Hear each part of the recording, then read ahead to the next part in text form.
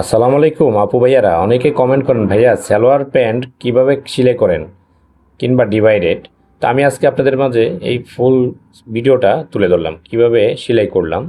অবশ্যই দেখবেন, আমি পায়ের নিচের ডিজাইনটা সহকারে সব কিছুই কিন্তু এটাতে কমপ্লিট করা দেখালাম।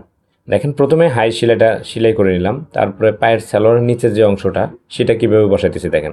আমি এটাকে নাট করে বসাইতেছি। প্রথমে একটা সেলাই দিয়ে উল্টা পিঠের দিকে কাপড়টা ধরে একটা সেলাই করে নিতেছি। দেখেন, এখন আমি দ্বিতীয় সেলাইটা দিচ্ছি একটা কাজের উপরে, যাতে সম্পূর্ণ কাজটা শুধু মুখটা মানে যে রাউন্ড রাউন্ড ডিজাইনটা দেখতে পাচ্ছেন সেটা যাতে একটু বের হয়ে থাকে।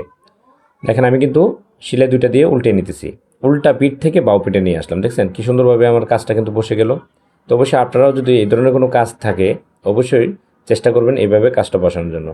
আর আমাদের এই ধরনের ভিডিওগুলো যদি আপনাদের কাছে ভালো লাগে অবশ্যই আপনার টাইমলাইনে শেয়ার দিয়ে রেখে দিতে পারেন, অন্যকে দেখার সুযোগটা করে দিতে পারেন।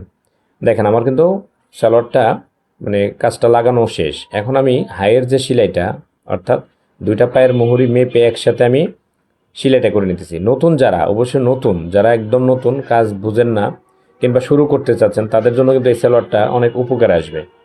তো আপনারা চাইলে এই সালোয়ারটা দেখে সহজে শিখে নিতে পারেন। আমি যেভাবে সেলাই করলাম আপনারাও ঠিক সেম এভাবে সেলাই করবেন, তাহলে দেখবেন আপনার সালোয়ারটা সুন্দর একটা সেলাই হয়ে যাবে। দেখেন, আমি কিন্তু সালোয়ারের সেলাইটা শেষ করে ফেললাম। আপনারা দ্বিতীয় দুইটা করে সেলাই দিবেন, আমিও কিন্তু দুইটা করে সেলাই দিলাম। অবশ্যই আপনারা চেষ্টা করবেন দুইটা করে সেলাই দেওয়ার জন্য।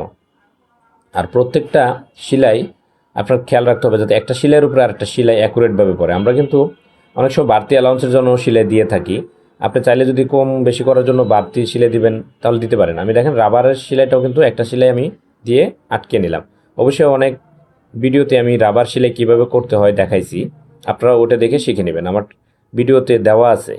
আমার যদি আপনি গ্যালারিতে ঢুকেন, ফেসবুক গ্যালারিতে, অবশ্যই আপনারা দেখতে পারবেন অনেক রকমের কাজের ভিডিওগুলো দেওয়া আছে। আপনারা চাইলে এখান থেকে ছোট ছোট টিপস দেখে শিখে নিতে পারেন।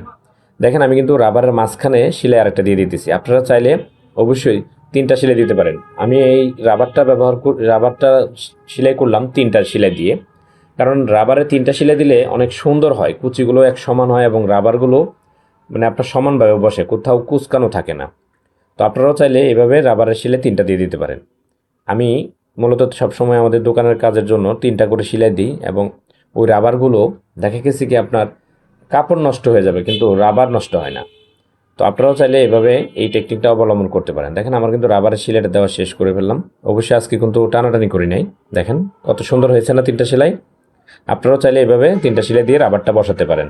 আর একটু লাস্টে আপনি কী করবেন, একটু হাত দিয়ে মুচকিয়ে দিবেন যাতে করে রাবারটা সুন্দর বসে।